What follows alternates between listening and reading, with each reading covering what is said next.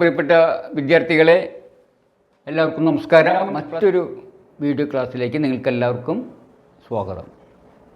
ഞാൻ നിങ്ങളോട് ഇന്ന് പഠിപ്പിക്കാൻ പോകുന്നത് എന്താണ് ഈ ഫ്രാക്ഷൻ്റെ അപ്ലിക്കേഷൻ, അതായത് ജീവിതത്തിൽ അതിൻ്റെ പ്രായോഗിക ഉപയോഗം എന്താണ്, എന്തിനാണ് നമ്മൾ ഫ്രാക്ഷൻ പഠിക്കുന്നത്, നിങ്ങളുടെ അനുഭവത്തിൽ എന്താണ് ഒരു ഉപയോഗം എന്ന് പറഞ്ഞാൽ, നമുക്ക് എപ്പോഴും മുഴുവൻ സാധനങ്ങൾ കിട്ടിയെന്ന് വരില്ലേ.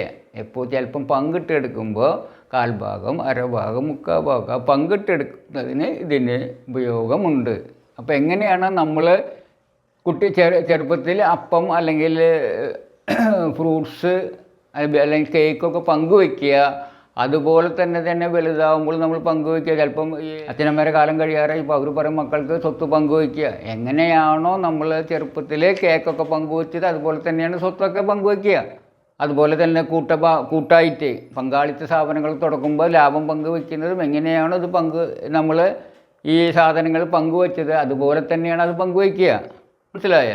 അപ്പോൾ അങ്ങനെ സ്ഥലം ഭാഗം വയ്ക്കുന്നതിനോ അതുപോലെ തന്നെ ലാഭം പങ്കുവയ്ക്കുന്നതിനോ ഒക്കെ ഉപയോഗിക്കുന്നത് ഇതാണ്. അപ്പോൾ അങ്ങനെ ഭാഗങ്ങളായിട്ടുള്ള പങ്കുവയ്ക്കുന്നതിന്, അതിൻ്റെ കണക്കുകൾ തയ്യാറാക്കുന്നതിന് ഒക്കെ എന്ത് ഉപയോഗമുണ്ട്? ഈ ഫ്രാക്ഷൻ ഉപയോഗമുണ്ട്. പിന്നെ ഫ്രാക്ഷൻ എന്നുള്ളത് ഒരു റേറ്റ് കൂടിയാണെന്ന് മനസ്സിലായി ഇല്ലേ നിങ്ങൾക്ക്? കൂടിയാണ്. ഇപ്പോൾ 4 എണ്ണത്തിന് 3 രൂപ എങ്കിൽ 4 എണ്ണത്തിന് 3 രൂപ. സാറ് 4 ആപ്പിളിന് 3 രൂപ വെച്ചാൽ ഒരു ആപ്പിളിൻ്റെ വില വെച്ചാൽ 3 ഹരിക്കണം 4 അല്ലേ?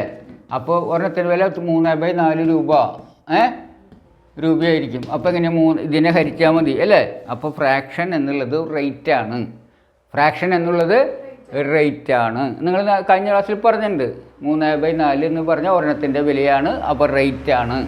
അപ്പോൾ ഫ്രാക്ഷൻ റേറ്റ് കണ്ടുപിടിക്കാനായിട്ട് ഫ്രാക്ഷനായിട്ട് എക്സ്പ്രസ് ചെയ്താൽ മതി. എന്ത് ചെയ്താൽ മതി? ഫ്രാക്ഷനായിട്ട് എക്സ്പ്രസ് ചെയ്താൽ മതി. മനസ്സിലായ? ഇതിൻ്റെ എക്സ്പ്രസ് ചെയ്യുന്നതിന് ഇപ്പോൾ മോളിക്കൂളിൻ്റെ വെയിറ്റ് ഒക്കെ എക്സ്പ്രസ് ചെയ്യുമ്പോൾ ഫ്രാക്ഷനിലായിരിക്കും എക്സ്പ്രസ് ചെയ്യുക. അപ്പോൾ അതൊക്കെ അങ്ങനത്തെ ഫിസിക്സിലെ പല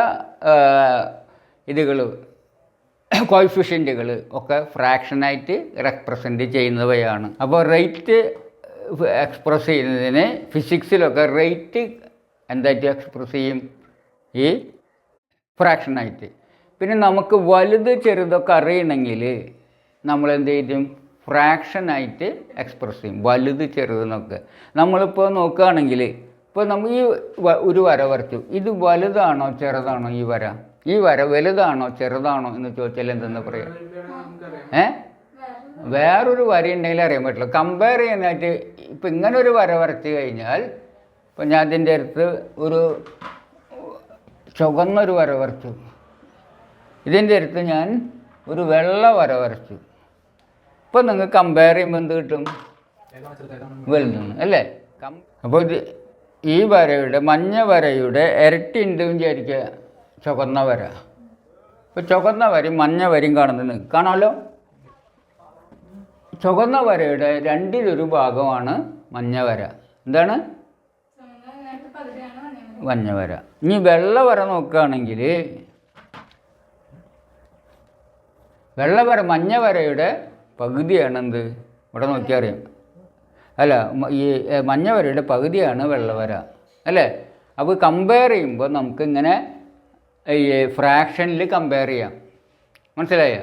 അപ്പോൾ ഈ വര, അതായത് വെള്ള വര ചുവന്ന വര നോക്കുമ്പോൾ എത്രയിൽ ഭാഗം? ഇതുപോലത്തെ 4 എണ്ണം വേണ്ടി വരും അല്ലേ? അപ്പോൾ ചുവന്ന വരയുടെ എത്ര ഭാഗമാണ്? ഇതിന് 4/1 പറയാം. അങ്ങനെ പറഞ്ഞാൽ നമുക്ക് എന്താ ഗുണം എന്ന് വെച്ച് കഴിഞ്ഞാൽ, എന്താ അങ്ങനെ പറഞ്ഞ ഗുണം? 4/1 എന്ന് പറഞ്ഞാൽ എത്രയാണ് നമുക്ക് ഗുണം?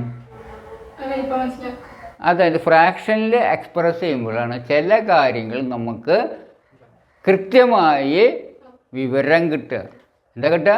കൃത്യമായ വിവരം കിട്ടുക എന്ന് പറഞ്ഞെങ്കിൽ വിവരം കിട്ടുക. ഉദാഹരണം ഞാൻ പറഞ്ഞുതരാം. അപ്പോൾ എൻ്റെ മകളുടെ SLC കഴിഞ്ഞു. അപ്പോൾ എൻ്റെ മുമ്പിൽ ഒരു ചോദ്യം വന്നു, ഞാൻ ഏത് സ്കൂളിൽ ചേർത്തണം? അപ്പോൾ ഞാൻ പോയി അന്വേഷിച്ചപ്പോൾ വിശുദ്ധ ഹൃദയം എന്നൊരു സ്കൂളുണ്ട്. വിശുദ്ധ ഹൃദയം എന്ന പേരിൽ ഒരു സ്കൂള്. പിന്നെ വിശുദ്ധ മാലാഖമാർ എന്ന് പറഞ്ഞിട്ടൊരു സ്കൂളുണ്ട്. അപ്പോൾ വിശുദ്ധ ഹൃദയം വേണോ അതോ വിശുദ്ധ മാലാഖമാർ, ഏത് സ്കൂളിൽ ചേർക്കണം? 2 സ്കൂളാണ് നമുക്ക് ലഭ്യമായത്. ഒന്ന് സ്കൂളിൻ്റെ പേര് എന്താണ്? 2 സ്കൂള്. വിശുദ്ധ ഹൃദയത്തിൽ വേണോ വിശുദ്ധ മാലാഖമാർ എന്ന സ്കൂളിൽ വേണോ എന്നൊരു ചോദ്യം. അപ്പോൾ ഞാൻ അന്വേഷിച്ചപ്പോൾ ഇവിടെ 50 കുട്ടികൾ തോറ്റിരിക്കുന്നു. വിശുദ്ധ സ്കൂളിൽ എത്ര കുട്ടികൾ തോറ്റിരിക്കുന്നു? 50 കുട്ടികൾ തോറ്റിരിക്കുന്നു വിശുദ്ധ ഹൃദയത്തിൽ. ഇനി വിശുദ്ധ മാലാഖമാരിൽ 25 കുട്ടികൾ തോറ്റിരിക്കുന്നു. അപ്പോൾ ഞാൻ അന്വേഷിച്ചപ്പോൾ കിട്ടപ്പെടുന്നു അവിടെ 50 കുട്ടികൾ തോറ്റെന്ന് പറഞ്ഞു, ഇവിടെ 25 കുട്ടികൾ. അപ്പോൾ ഇതെനിക്ക് ശരിയായ ഇൻഫർമേഷൻ നൽകുന്നുണ്ടോ എന്നതാണ് ചോദ്യം.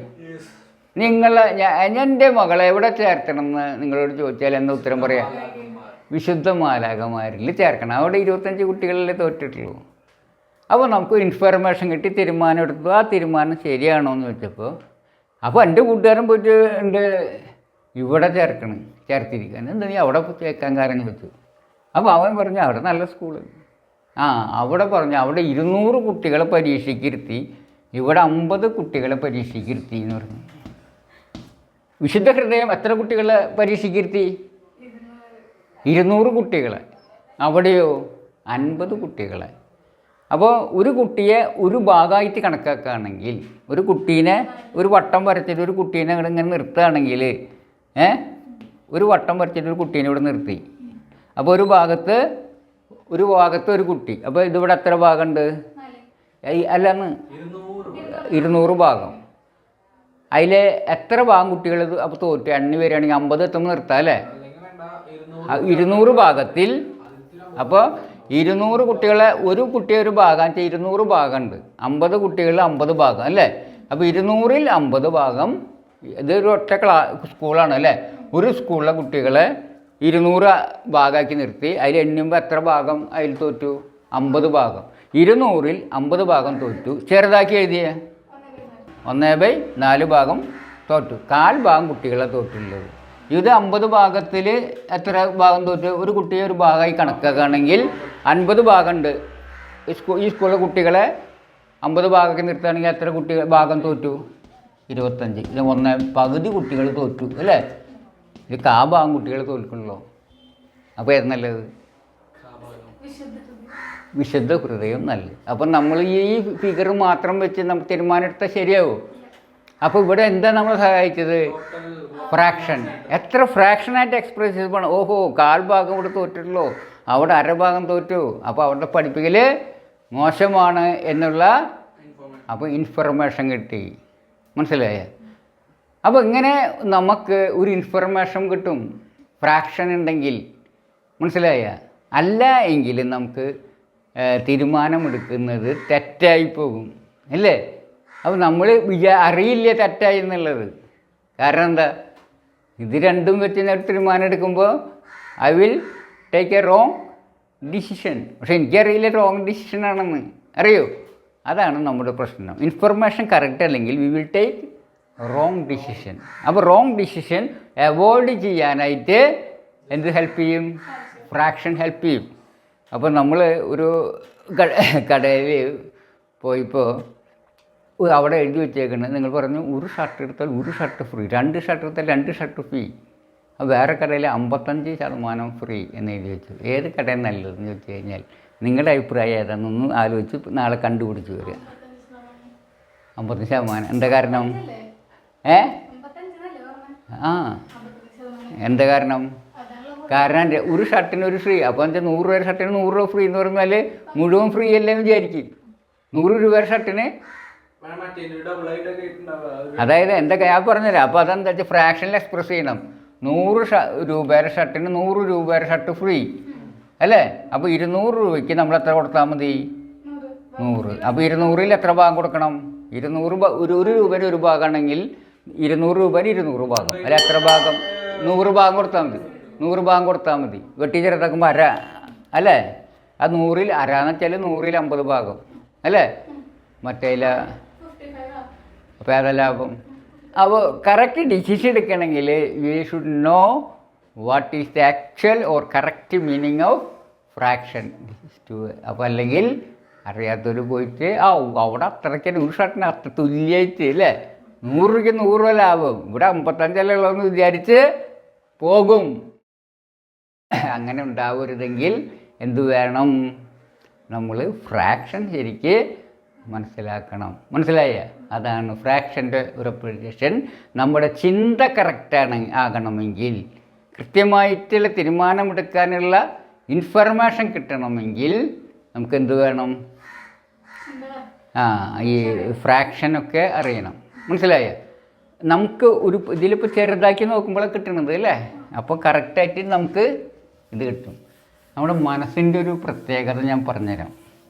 അതാണ് ഫ്രാക്ഷൻ്റെ കൂടുതൽ അപ്ലിക്കേഷൻ. കാരണം മനുഷ്യ മനസ്സിൻ്റെ, എൻ്റെ ഭാര്യയുടെ പേര് ഇപ്പോൾ ഇവരൊക്കെ അറിയാവുന്നതുകൊണ്ടത് വിനില, എൻ്റെ പേര് അറിയാലോ ബാബു ഇല്ല. എൻ്റെ വയസ്സ് 63, വൈഫിൻ്റെ വയസ്സ് 55, എൻ്റെ വയസ്സ് 63, എൻ്റെ ഭാര്യയുടെ വയസ്സ് 55.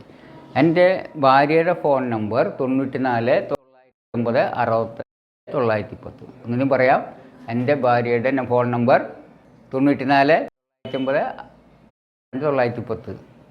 എൻ്റെ ഫോൺ നമ്പർ 96 33 21 61 21. എൻ്റെ ഫോൺ നമ്പർ ഒന്നിനും പറയാം, 96 33 21 61 21. നിങ്ങളോടൊരു ചോദ്യം ചോദിക്കുകയാണ്. എൻ്റെ വയസ്സ് എത്രയാണ്? എൻ്റെ ഭാര്യയുടെ വയസ്സ് എത്രയാണ്? ഇപ്പം എൻ്റെ ഫോൺ നമ്പർ എത്രയാണ്? എൻ്റെ ഭാര്യയുടെ ഫോൺ നമ്പർ പറഞ്ഞില്ലേ? അത് പറഞ്ഞ എത്രയാണ്? കിട്ടുമോ? എൻ്റെ ഫോൺ നമ്പർ ശ്രദ്ധിച്ചാ? അത് ശ്രദ്ധിച്ചു, കേട്ടു ഇല്ല? 2 വർഷം പറഞ്ഞേ, പിന്നെ നമുക്ക് റിപ്പീറ്റ് ചെയ്യാൻ പറ്റണ്ട. അപ്പോൾ അതിന് കാരണം എന്താണെന്ന് വെച്ചാൽ വലിയ ഫിഗറുകൾ എന്നാ സമയത്ത് എൻ്റെ വയസ്സ് ഓർമ്മ ഉണ്ട് ഇല്ലേ? എൻ്റെ വൈഫിൻ്റെ വയസ്സ് ഓർമ്മയുണ്ട് ഇല്ലേ? എന്താ കാരണം? This A small figure. അപ്പം നമ്മുടെ മനസ്സിന് സ്മോൾ ഫിഗർ കൈകാര്യം ചെയ്യാനുള്ള ഒരു കഴിവാണ് ഉള്ളത്. മനസ്സിലായ? പിന്നെ അതിൻ്റെ വലിയ ഫിഗറാകുമ്പോൾ എൻ്റെ ആ ഇതിൽ കൊള്ളില്ല. ഇപ്പം നമ്മൾ ഈ ഇടയ്ക്ക് ഞാൻ നീങ്ങുമ്പോൾ എൻ്റെ സ്ക്രീനിൽ നിന്ന് പുറത്തു പോകുമ്പോൾ കാണില്ലല്ലോ, എന്ന പോലെ മനസ്സിൻ്റെ സ്ക്രീനിൽ നിന്ന് പുറത്തു പോകും. മനസ്സിലായ? അപ്പോൾ നമ്മൾ അത് കാണില്ല. ഈ ഒരു വര വരച്ച് നോക്കിയേ, ഈ ഒരു വര നോക്കുക അല്ലേ? ഒരു വട്ടം നോക്കിയാ കട്ടിയിൽ വരച്ചിട്ടുണ്ട് ഞാൻ, കാണാണ്ടല്ലോ? ഒരു വട്ടം നോക്കിയാ, ഒരു വട്ടം നോക്കിയാ, 3 വട്ടം നോക്കിയാ, ഈ വര നോക്കിയാ. ഇത് ഇത്രയും നീളം നമുക്ക് മനസ്സിൽ വയ്ക്കാമല്ലോ. ഇനി ഈ വര മനസ്സിൽ ഒന്ന് മനസ്സിൻ്റെ ബോർഡിൽ ഒന്ന് ലെങ്ത്ത് കാണാൻ പറ്റണ്ട? മനസ്സിൻ്റെ ഇനി ഇവിടെ നോക്കണ്ട, മനസ്സിൽ ഈ പച്ചൊരു വര കാണണ്ട? ഇത്ര ലെങ്ത്ത് ഉള്ളത് ഇല്ലേ?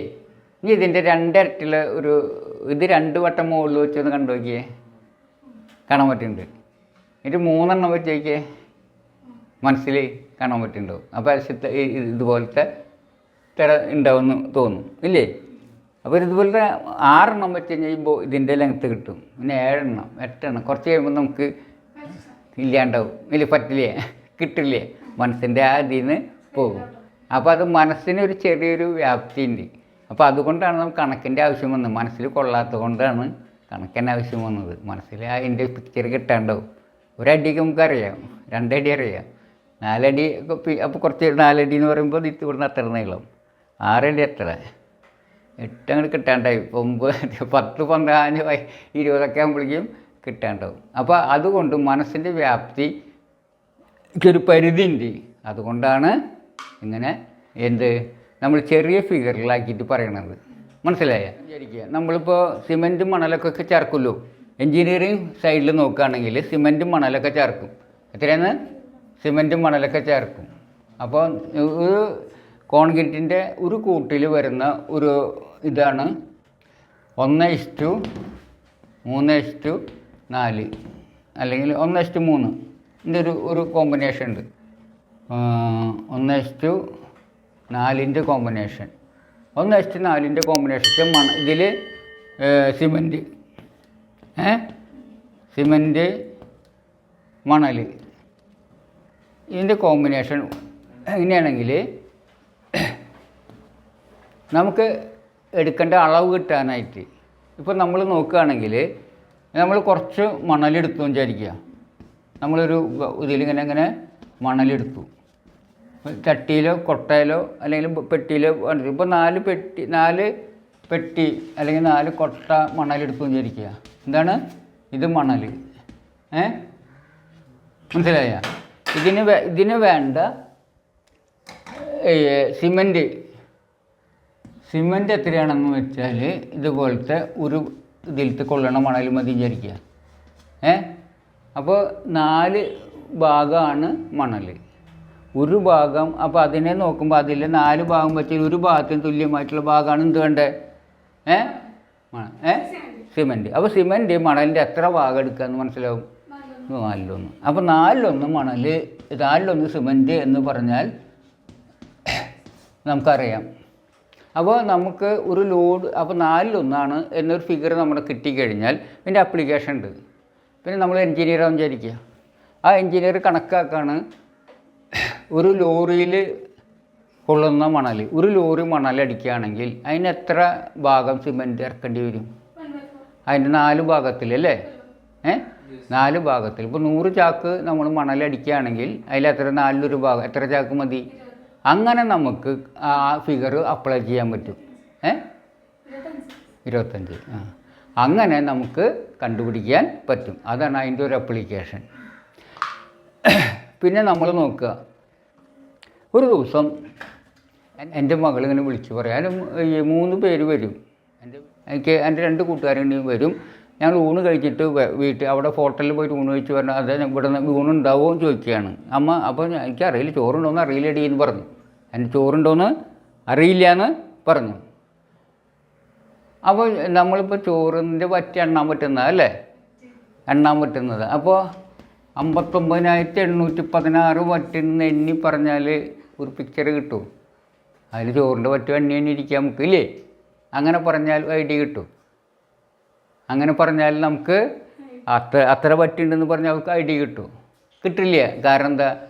നമ്മൾ എത്ര വറ്റി ചോറാണ് ഒരാൾക്ക് വേണ്ട നമുക്കറിയൂ? ഇല്ല. അപ്പോൾ അമ്മ അങ്ങനെ പറഞ്ഞു കഴിഞ്ഞാൽ കിട്ടുമോ എന്നുള്ള ചോദ്യം. 59,816 വറ്റ് ചോറുണ്ടെന്ന് പതുക്കെ ഇരുന്നിരുന്ന് എണ്ണി പറഞ്ഞാൽ ശരിയാവും. വേണമെങ്കിൽ അങ്ങനെ ചെയ്യാം. അമ്മ എന്ത് ചെയ്തെന്ന് വെച്ചാൽ പോയിട്ട് പറഞ്ഞു, ആ കലത്തിൽ നോക്കിയിട്ട് 1/2 കലം ചോറുണ്ടെന്ന് പറഞ്ഞു. 1/2 കലം ചോറ്. അത് ഞങ്ങൾ 1 കലം ചോറ് വെച്ചാൽ നമ്മൾക്ക് 4 ആൾക്ക് 2 നേരം കഴിക്കാനുണ്ട്. എന്താണ്? ചോറ് വെച്ചാൽ 4 പേർക്ക് ഒരു നേരത്തേക്ക്, പിന്നെ വേറെ 4 പേർക്ക് ഒരു നേരത്തേക്ക്. അപ്പോൾ 1 കലം ചോറ് വയ്ക്കുമ്പോൾ കഴിക്കാറ്. ഇപ്പോൾ ചെന്ന് നോക്കിയപ്പോൾ അതിൽ 1/2 അത് 2-1 ഭാഗമുണ്ട്. അപ്പോൾ 8 പേർക്കാണ് 1 കലം ചോറ്. എത്ര പേർക്കാ? 8 പേർക്ക്.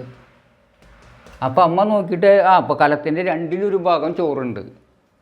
അപ്പോൾ പകുതി 1/2 കലം ചോറുണ്ട്. 1/2 കലം ഭിന്നസംഖ്യയാണ് അല്ലേ? അപ്പോൾ 1/2 കലം ചോറുണ്ട് എന്ന് പറഞ്ഞു. അപ്പോൾ എന്തുണ്ട്? നമുക്കെന്ത് അതിന് മനസ്സിലാക്കി? 4 പേർക്കുള്ള ചോറുണ്ട്. 1/2 ഭാഗം ഉണ്ടെങ്കിൽ 8 പേർക്കാണെങ്കിൽ അതിൻ്റെ 1/2 ഭാഗം എത്രയാണ്? അതിന് 4 അല്ലേ? 4 പേർക്കാണ്. അപ്പം നമുക്ക് തീർച്ചയായിട്ടും വന്നോ ഇവിടെ ചോറുണ്ട് എന്ന് പറയാം ഇല്ലേ? ഇവിടെ വറ്ററിഞ്ഞിട്ട് നമുക്ക് സാധ്യമാവും? അത് തീരുമാനമെടുക്കാനായിട്ട് പറ്റില്ല. അപ്പോൾ നമുക്കതിന് പലപ്പോഴും നമുക്ക് തീരുമാനമെടുക്കാൻ പറ്റാത്ത സിറ്റുവേഷൻസ് ഉണ്ടാവാറുണ്ട്. ഉദാഹരണമായിട്ട് നമ്മളിപ്പോൾ ഒരു ദിവസം കാലത്തേറ്റ് പേപ്പർ വച്ചിരുന്ന് കറണ്ട് ഉണ്ടാവില്ല. അപ്പം നമുക്ക് എന്ത് ചെയ്യണമെന്ന് വെച്ചാൽ പേടിയായി വെള്ളം ഉണ്ടാവുമെന്ന്. അല്ലെങ്കിൽ നമ്മൾ വിചാരിക്കും പെട്ടെന്ന് തന്നെ എൻ്റെ മോട്ടർ കേടായി വെള്ളം എടുക്കണില്ല. അപ്പോൾ ഞാൻ തന്നെ ഉടനെ ഇലക്ട്രീഷ്യനെ വിളിക്കണേ. അപ്പോൾ ഇലക്ട്രീഷ്യൻ പറഞ്ഞു, അയ്യോ ഞാൻ വേറെ പണിയിൽ ഏർപ്പെട്ടിരിക്കുക, നാളെ വരാൻ പറ്റുള്ളൂ. അപ്പോൾ ഞാൻ അവിടെ പോയിട്ട് ടാങ്കിൻ്റെ മുകളിൽ കയറി നോക്കി വെള്ളം നോക്കുകയാണെങ്കിൽ ഞാൻ വെള്ളം കയറി നോക്കുമ്പോൾ എനിക്ക് അതിൽ എത്ര ലിറ്റർ ഉണ്ടെന്നാണ് നോക്കാൻ പറ്റൂ. അപ്പോൾ എത്ര ലിറ്റർ ഉണ്ടെന്ന് ഇപ്പോൾ 497 ലിറ്റർ വെള്ളം ഉണ്ടെന്ന് വെച്ചാൽ എനിക്ക് അറിയാൻ പറ്റുമോ എത്രയാണത്? അത് വളർന്ന് നോക്കിയാൽ തന്നെ അളക്കാൻ തന്നെ ബുദ്ധിമുട്ടായാലും കേട്ടു. വെള്ളമൊക്കെ ഇപ്പം അളന്ന് നോക്കുക എളുപ്പമല്ല. ഒന്ന്. രണ്ട്, അത് അളന്ന് നോക്കിയിട്ട് 407 ലിറ്റർ ഉണ്ട് എന്നും മനസ്സിലാക്കിയിട്ട് വല്ല കാര്യമുണ്ടോ? എനിക്കത് എത്ര ദിവസം തരുന്നില്ല. അപ്പോൾ ഞാൻ മനസ്സിലാക്കുന്നത്, ഒരു ടാങ്ക് വെള്ളം അടിച്ചാൽ 4 ദിവസത്തേക്ക്, ഫുൾ ടാങ്ക് അടച്ചാൽ 4 ദിവസം. ഞാൻ കയറി നോക്കിയപ്പോൾ പകുതി ഉണ്ട്. എന്താണ് പകുതി വെള്ളം? എൻ്റെ അർത്ഥം 4 ദിവസത്തേക്കാണ് ഒരു ടാങ്ക് അടിച്ചാൽ 2 ദിവസത്തേക്ക് വെള്ളമുണ്ട്. അപ്പോൾ നമുക്ക് പകുതി വെള്ളം ഉണ്ടെന്ന് മനസ്സിലായി, അല്ലെങ്കിൽ കാ ഭാഗം വെള്ളം ഉണ്ടെന്ന് മനസ്സിലായി. എത്ര ദിവസത്തേക്ക് ഉണ്ടെന്ന് എനിക്ക് മനസ്സിലാവും. അല്ലെ, കാ ഭാഗമാണെങ്കിൽ ഒരു ദിവസത്തേക്കുള്ള വെള്ളമുള്ളൂ, അങ്ങനെ പറയാം. അല്ല, അപ്പോൾ അർജൻറ്റായിട്ട് വരണമെന്ന് പറയേണ്ടി വരും, വേറെ ആൾ അന്വേഷിക്കേണ്ടി വരും. അല്ല, 2 ദിവസത്തേക്ക് വെള്ളം ഉണ്ടെങ്കിൽ പറയാം, നാളെ വന്നാലും മതി, പറയാം ഇലക്ട്രീഷ്യനോട്, അല്ലേ? അപ്പോൾ ഈ തീരുമാനം എടുക്കാൻ ഇപ്പോൾ എത്ര ഭാഗമുണ്ട് എന്നറിയുന്നതാണ്. മനസ്സിലായ? എത്ര ഭാഗമുണ്ട് എന്നറിയുന്നതാണ്. അപ്പോൾ ഭാഗമായിട്ട് എക്സ്പ്രസ് ചെയ്യുക. മനസ്സിലായി? അപ്പോൾ ഭാഗത്തിൻ്റെ എക്സ്പ്ലനേഷൻ എന്താണ്? എപ്പോഴും നമുക്ക് എന്ത് പറ്റില്ല, ഈ എണ്ണം കൊണ്ട് നമുക്ക് കാര്യങ്ങൾ നടന്നു എന്ന് വരില്ല. അത് സാധ്യമാണെന്നില്ല. നമുക്ക് ഇന്ന് വെക്കേണ്ട അരി എണ്ണി നോക്കിയിട്ടൊക്കെ പറയാൻ പറ്റുമോ? പറ്റില്ല. അപ്പോൾ നമ്മളെന്ത് ചെയ്യും? ഉപയോഗിക്കുക എന്താണ്? ഫ്രാക്ഷൻസാണ് ഉപയോഗിക്കുക. അതുപോലെ ചില തീരുമാനം എടുക്കുമ്പോൾ നമുക്ക് ഫ്രാക്ഷനിൽ എക്സ്പ്രസ് ചെയ്യുമ്പോഴാണ് എന്തുണ്ടാവുക? കൃത്യമായിട്ട് എവിടെ നിന്ന് കിട്ടുക? ഒരു സ്കോളയിൽ ചേർക്കുമ്പോഴൊക്കെ നിങ്ങൾ കണ്ടു കഴിഞ്ഞോ എങ്ങനെയാണ് നമ്മൾ തീരുമാനം തെറ്റായി പോകുന്നതെന്ന്, അല്ലേ? ഫ്രാക്ഷൻ്റെ സഹായം ഉണ്ടാകുമ്പോൾ തീരുമാനങ്ങൾ കൃത്യമാകുന്നത് എപ്പോഴാണെന്ന്, ഇല്ലേ? പിന്നെ നമ്മൾ പലതും കമ്പയർ ചെയ്യുമ്പോൾ നമ്മൾ എത്ര വലുതാണോ കുറവാണെങ്കിൽ എത്ര ഭാഗം ഉണ്ടെന്ന് നോക്കുകയാണ് ചെയ്യുന്നത്, അല്ലേ? അപ്പോൾ അതിങ്ങനെയും നമുക്ക് എന്തുണ്ട്? ഇതിൻ്റെ ആപ്ലിക്കേഷനുണ്ട്. മനസ്സിലായല്ലോ? ഇപ്പോൾ ഏകദേശം നിങ്ങൾക്ക് ഇതിൻ്റെ ആപ്ലിക്കേഷനെ കുറിച്ച് ഒരു ചിത്രം കിട്ടിയല്ലോ? അപ്പോൾ ഇത്രയൊക്കെയാണ് ബേസായിട്ട് നമുക്ക് എന്തിലെടുക്കാനുള്ളത്, ഈ ഫ്രാക്ഷൻസിൽ എടുക്കാനുള്ളത്. മനസ്സിലായ? അപ്പം നമ്മൾ ഫ്രാക്ഷൻസ് മാർക്കൊക്കെ വെച്ച് നോക്കുമ്പോൾ ഇതിലാണ് എക്സ്പ്രസ് ചെയ്യുക. നിങ്ങളറിയാം, ഒരു പഠിക്കുന്ന കുട്ടീന് മാർക്ക് മാത്രം നോക്കിയിട്ട് അറിഞ്ഞിട്ട് കാര്യമില്ല. ചിലപ്പോൾ നമ്മളിപ്പോൾ 40-ൽ പരീക്ഷ എടുക്കും, 50-ൽ പരീക്ഷ എടുക്കും, അല്ലേ? അപ്പോൾ ഒരു കുട്ടിക്ക് 40 മാർക്ക് കിട്ടി, ഇയാൾ കുട്ടിക്ക് 40 മാർക്ക് കിട്ടി. ഏതാ കുട്ടി നല്ലതെന്ന് പറയാൻ പറ്റുക? 40-ലാണ് 40 കിട്ടിയത്. അപ്പോൾ 100% കിട്ടിയില്ലേ? ഇതാണെങ്കിൽ 90, അത് 50-ൽ 40 അല്ലേ? 50 ഭാഗത്തിൽ 40 ഭാഗം കിട്ടിയിട്ടുള്ളൂ. അപ്പോൾ അതിന് ഭിന്നസംഖ്യ ഇതിനെ 100-ലൊക്കെ 2 കൊണ്ട് ഗുണിക്കുക, അല്ലേ? 2 കൊണ്ട് ഗുണിക്കുക. അപ്പോൾ എത്രയാണ് വരിക? 80/100. 80% മാർക്ക് കിട്ടിയാണ് ഇതിൽ. ഇവിടുത്തെ ഒരു കുട്ടിക്ക് എത്ര കിട്ടിയണത്? 100%. അപ്പോൾ ഏത് കുട്ടി നല്ലത്? അപ്പോൾ ചിലപ്പം നമ്മൾ എക്സ്പ്രസ് ചെയ്ത് നോക്കിയാലൊക്കെയാണ് കൃത്യമായിട്ട് വിവരം കിട്ടുള്ളൂ. അപ്പോൾ ഇതിനൊക്കെ വേണ്ടിയിട്ടാണ് ഇതിൻ്റെ ക്ലാസ്സുകൾ, ഫ്രാക്ഷൻ്റെ ക്ലാസ്സുകൾ. ഫ്രാക്ഷൻ്റെ ക്ലാസ്സുകൾക്ക് ഇനി നമുക്ക് കൂടുതലൊന്നും നമ്മൾ എടുക്കുന്നില്ല. കാരണം എന്താ വെച്ചാൽ നമ്മൾ അഡ്വാൻസ് ആയിട്ട് കുറേ പോകാറുണ്ട്. അപ്പോൾ നമുക്ക് ഈ ഫ്രാക്ഷൻ കോൺസെപ്റ്റ് അവസാനിപ്പിക്കാം. നമുക്കിനി അടുത്ത ക്ലാസ്സിൽ കാണാം. അടുത്ത ക്ലാസ്സിൽ നമുക്ക് ഈ നെഗറ്റീവ് പോസിറ്റീവ് സംഖ്യകളെ കുറിച്ച് പഠിക്കാം. അപ്പോൾ നമുക്ക് അടുത്ത ക്ലാസ്സിൽ കാണാം. അതുവരേക്കും വിടാം. നന്ദി, നമസ്കാരം.